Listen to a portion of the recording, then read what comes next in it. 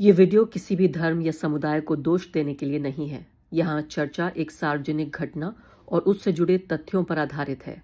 हमारा उद्देश्य हिंसा की निंदा करना और कट्टरपंथ को धर्म से अलग करके समझना है। और क्या ये माना जाए कि ये नफरत का ही एक सिला देखने को मिल रहा है, जहां ये बाप बेटे बाकायदा यहूदी त्योहार मनाया जा रहा था और वहां जाके उन्होंने ये हमला कर दिया। जाहिर है इसका जवाब मेरे पास भी नहीं है और आपके पास भी नहीं होगा, लेकिन अंदाजा लगाया जा सकता है ये दोनों मुसलमान, एक बाप और एक बेटा, लेकिन तीसरा व्यक्ति जो इस पूरे घटना में विलन के अलावा जो हीरो है, इत्तेफाक आप ये देखिए वो भी इस्लाम धर्म का मानने वाला है। एक अरब व्यक्ति, जिस व्यक्ति ने इस आतंकवादी से भिड़ गया वो इंसान, और आतंकवादी से भिड़ने के बाद उसके खुद के कंधे में कई गोलियां लगीं और जिंदगी मौत के बीच अभी सिडनी के अस्पताल में वो जिंदगी और मौत के बीच झूल रहा है व्यक्ति।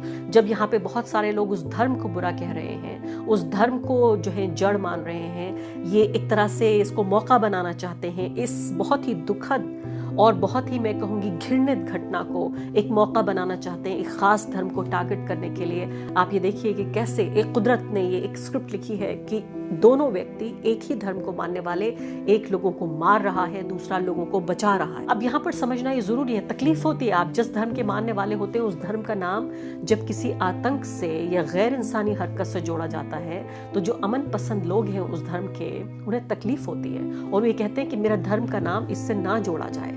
लेकिन यहाँ पर ये बहुत जरूरी है, ऐसे वक्त में जब आपके ही धर्म का इस्तेमाल करके, आपके ही धर्म के नाम का इस्तेमाल करके जो लोग गैर इंसानी हरकत कर रहे हैं, दुनिया की शांति को तबाह करने की कोशिश कर रहे हैं, इसलिए बहुत जरूरी है, अगर आप चाहते हैं कि आपके मजहब को बचाया जाए और आपका मजहब का नाम आतंक के साथ ना जुड़े, तो आप आतंकवादियों को इस मजहब से अलग कीजिए। नमस्कार, इस खास कार्यक्रम में आपका स्वागत है। मैं हूं आरफा खानम शेरवानी। 2025 ये साल जाते जाते एक ऐसा जख्म दे गया है जिसको हील होने में, जिसमें मरहम लगने में एक अरसा गुजर जाएगा। बात भारत देश की नहीं है, इस पूरे खित्ते की भी नहीं है, बात है ऑस्ट्रेलिया की। ऑस्ट्रेलिया के बेहद खूबसूरत शहर सिडनी की, जहां के एक बीच पर एक आतंकवादी हमले में अब तक 15 से ज़्यादा लोगों की मौत की खबर, उनकी हत्या की खबर हम तक पहुंच रही है। और सबसे ज़्यादा दुखदाई बात यह है कि वहाँ पर यहूदी समुदाय के कुछ लोग, वहाँ एक बड़ा त्यौहार है हनुक्का नाम से, वो त्यौहार मना रहे थे, जबकि आतंकवादियों ने कुछ ये सोचा कि उनकी पूरी खुशियों को हमेशा के लिए तबाह कर दिया जाए, उजाड़ दिया जाए। यहाँ पर दो लोगों के नाम सामने आ रहे हैं, जिसमें एक पिता है और दूसरा पुत्र है। ये दोनों पाकिस्तानी ओरिजिन के बताए जाते हैं, यानी कि ओरिजिनली पाकिस्तान के हैं ये लोग। और इसमें साजिद अकरम नाम का एक व्यक्ति है जिसको वहीं पुलिस ने मार गिराया, 50 साल के हैं। और दूसरा व्यक्ति है नवीद, 24 साल का। नवीद अभी अस्पताल में है, ज़ख्मी है। वहाँ जो सुरक्षा बल थे उनकी गोलियों का शिकार हुए ये दोनों।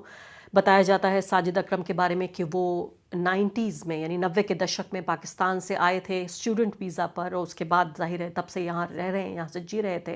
और उसके बाद उनके बेटे, इन दोनों ने मिलकर इन तमाम लोगों की हत्या कर दी। और इससे ज़्यादा बड़ा उनका जो नापाक इरादे थे, जो नापाक मकसद था, वो इससे ज़्यादा लोगों को मारने का था। लेकिन ऐसा लगता है कि ये पूरी किसी हॉलीवुड फिल्म की कहानी है। आप ये देखिए कि इस फिल्म के विलन तो मैंने आपको बताए, ये दोनों मुसलमान, एक बाप और एक बेटा, लेकिन तीसरा व्यक्ति जो इस पूरे घटना में विलन के अलावा जो हीरो है, इत्तेफाक आप ये देखिए वो भी इस्लाम धर्म का मानने वाला है।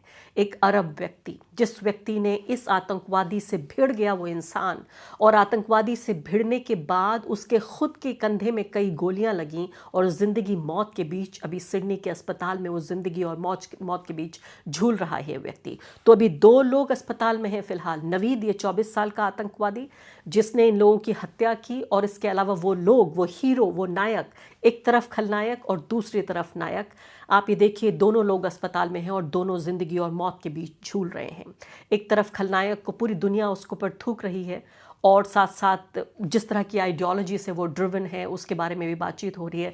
लेकिन दूसरी तरफ ऑस्ट्रेलिया में, इस पूरे, न सिर्फ कि ऑस्ट्रेलिया बल्कि पूरी दुनिया में इस हीरो की तारीफ भी हो रही है। खुद प्रधानमंत्री ने ऑस्ट्रेलिया के इस हीरो की काफ़ी तारीफ की है। तो मैं आगे बढ़ती हूँ, आपको बताती हूँ कि हुआ क्या है। तो आप ये देखिए कि जो पुलिस ने कंफर्म किया, मैंने आपको बताया, वही इन्फॉर्मेशन मेरे पास है कि ये पिता और पुत्र हैं।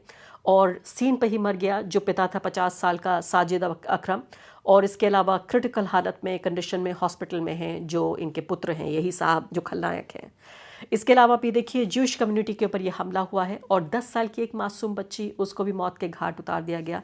इसके अलावा एक रबाए थे, वो भी अपनी जान से हाथ धो बैठे। एक रिटायर्ड पुलिस ऑफिसर थे और साथ साथ एक हॉलोकॉस्ट सर्वाइवर थे। हॉलोकॉस्ट यानी वो नरसंहार जो कि जर्मनी में हुआ अब से कई दशक पहले, और हिटलर के दौरान, जो आप जानते हैं जब लाखों यहूदियों की हत्या हुई, उस घटनाक्रम को हॉलोकॉस्ट कहा जाता है। वो व्यक्ति जो उस वक्त का हॉलोकॉस्ट वो सरवाइव कर गया था, बच गया था, लेकिन इस वक्त ये यहूदियों पर ही बाकायदा एक टारगेटेड हमला है, ऐसा ऑस्ट्रेलिया की पुलिस का कहना है, ऑस्ट्रेलिया के प्रशासन का ये कहना है कि तो इनमें तमाम लोग थे, ये मारे गए, अभी तक यही जानकारी मिल पा रही है।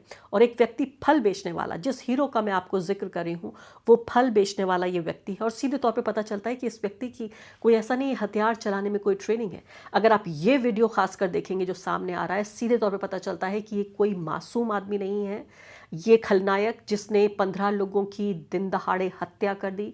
इस व्यक्ति के बारे में अच्छे तौर पे पता चल रहा है, जानकार ये कह रहे हैं कि जिस एफिशिएंसी के साथ ये बंदूक का इस्तेमाल कर रहा है, सीधे तौर पर इस व्यक्ति की ट्रेनिंग हुई है। लेकिन दूसरी तरफ ये मासूम व्यक्ति जो फल बेचने वाला व्यक्ति था, अपनी जान पर खेलकर किस तरह से भिड़ गया इस आतंकवादी से ये, और जिस पॉलिटिकल एक धर्म के नाम का इस्तेमाल करके, वही धर्म है दोनों का, जिस धर्म का नाम का इस्तेमाल करके ये व्यक्ति नफरत से इतना भरा हुआ था कि उसने 15 लोगों की हत्या कर दी, उसी धर्म को मानने वाला दूसरा व्यक्ति अपने ही धर्म से ड्रिवन होकर उसने उसका बचाव किया, यानी आम लोगों को बचाने की कोशिश की। और कहा यह जा रहा है कि अगर इस आतंकवादी से ये भिड़े नहीं होते जिनका मैं यहाँ पे जिक्र कर रही हूँ, जो ये हीरो हैं, अहमद अल अहमद नाम है, नहीं भिड़े होते तो हो सकता है 15 नहीं 30-45 न जाने कितने लोगों को ये मौत की गोद में ये व्यक्ति सुला देता।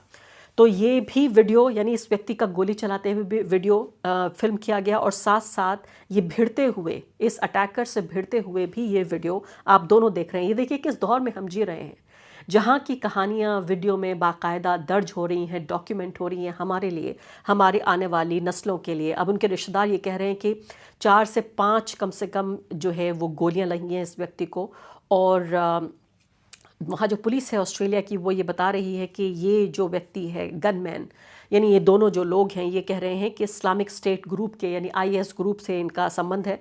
और एक रिपोर्ट ये भी आ रही है कि आईएस के झंडे इनके गाड़ी में मिले हैं, ये भी बताया जा रहा है कि इनकी कार में मिले हैं, अभी तक यही इन्फॉर्मेशन मिल रही है। प्राइम मिनिस्टर जो एंथनी एल्बनीज़ हैं, उन्होंने ये कहा है कि जो अटैकर हैं वो किसी टेरर सेल का हिस्सा नहीं है। ये खुद प्रधानमंत्री का बयान है, लेकिन सीधे तौर पर हम साफ तौर पर ये कह सकते हैं कि जो मोटिवेशन है उनका, जो प्रेरणा उन्होंने ली है, वो एक्सट्रीमिस्ट आइडियोलॉजी से ली है, जो अतिवादी उग्रवादी आइडियोलॉजी है, विचारधारा है, उससे लिया है।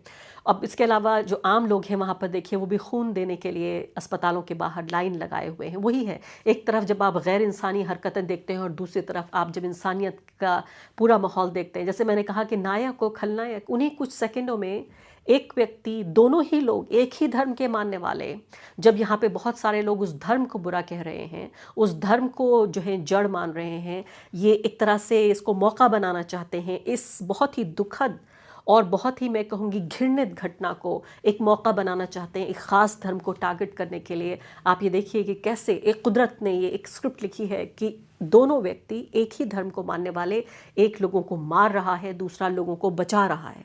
यही हमारे वक्त की विडंबना है। अब यहाँ पर हम देख रहे हैं आगे कि किस तरह से ये भी बताया गया कि ये नवीद नाम का जो व्यक्ति है, 2019 में भी इसके ऊपर जांच हुई थी, लेकिन पाया गया कि इसका कोई ख़ास इससे ख़तरा नहीं है, इसलिए उसको जाने दिया गया। इस बात पर भी कई लोग एतराज़ जाहिर कर रहे हैं कि क्या वहाँ की जो इन्वेस्टिगेटिव एजेंसीज़ हैं पूरी तरीके से क्या सावधानी उन्होंने नहीं बरती।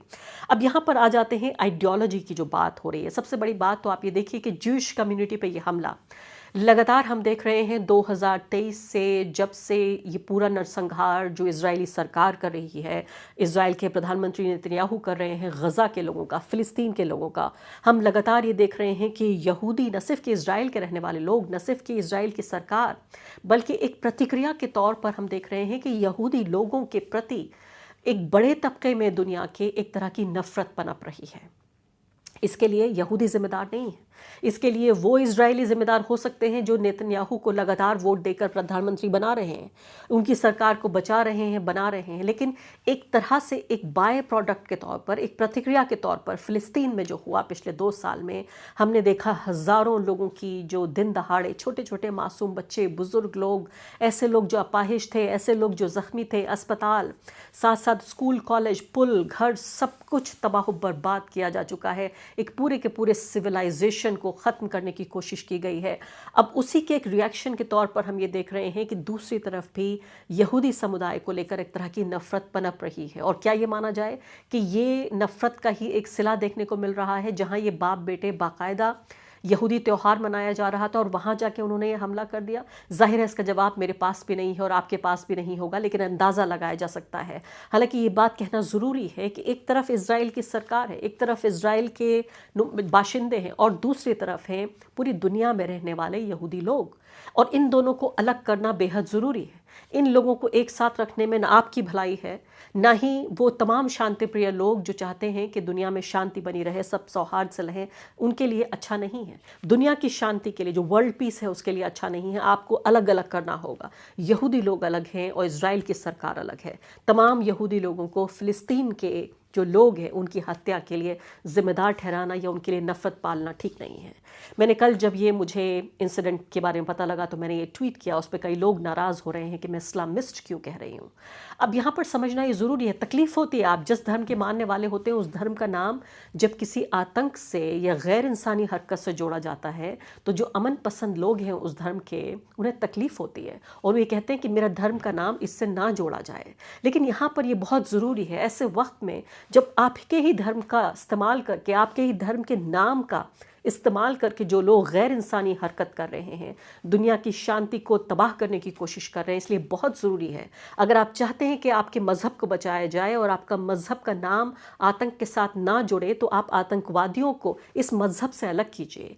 एक तरफ है इस्लाम, दूसरी तरफ है इस्लामिक, और तीसरी तरफ है इस्लामिस्ट, और फिर है पॉलिटिकल इस्लाम। इन सब के बीच फ़र्क करना ज़रूरी है। एक तरफ वो करोड़ों लोग हैं, वो अमन पसंद लोग, वो शांति प्रिय मुसलमान जो किसी की बुराई नहीं चाहते, अपनी ज़िंदगी जी रहे हैं, जितनी भी साधारण या असाधारण ज़िंदगी है। इस्लामिक वे ऑफ लाइफ उनका हो सकता है, अब उनकी ज़िंदगी में कितना इस्लाम है वो खुद तय करें।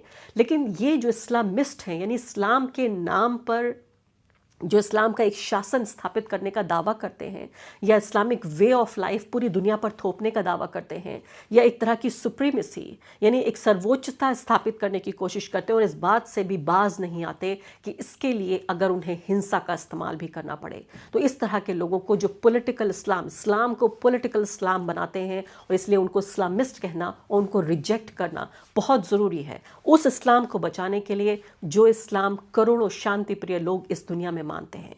और इसलिए बहुत ज़रूरी है, जब इस तरह की टेरर के इंसिडेंट्स हों, इस तरह की आतंकवादी घटनाएं हों, तो आम मुसलमान अपनी कैपेसिटी में, मैं ये नहीं कह रही हूँ कि उसके ऊपर कोई बोझ है या वो झंडा लेके निकल जाए या रैली करे और सड़क पे आए, लेकिन अपनी खुद की इंडिविजुअल कैपेसिटी में बहुत ज़रूरी है कि इन आतंकवादियों को, जो शांति प्रिय मुसलमान हैं और जो शांति प्रिय इस्लाम का जो विचार है, इन दोनों को एक तरह से अलग अलग किया जाए। ठीक इसी तरीके से जब मैं हिंदुत्व की आइडियोलॉजी और हिंदुत्व की विचारधारा की बात करती हूँ तो मैं कहती हूँ कि जो करोड़ों भारत में रहने वाले और पूरी दुनिया में रहने वाले जो शांति प्रिय हिंदू हैं, उन हिंदुओं को ये हिंदुत्व की जो बहुत ही जहरीली और हिंसक जो विचारधारा है, इससे अलग करना बहुत ज़रूरी है। तो जिस तरह से इस्लामिस्ट और पॉलिटिकल इस्लाम, इनमें फ़र्क करना ज़रूरी है, इसी तरीके से हिंदुइज़्म और हिंदुत्व, इसको समझना और इसमें फ़र्क करना बहुत ज़रूरी है।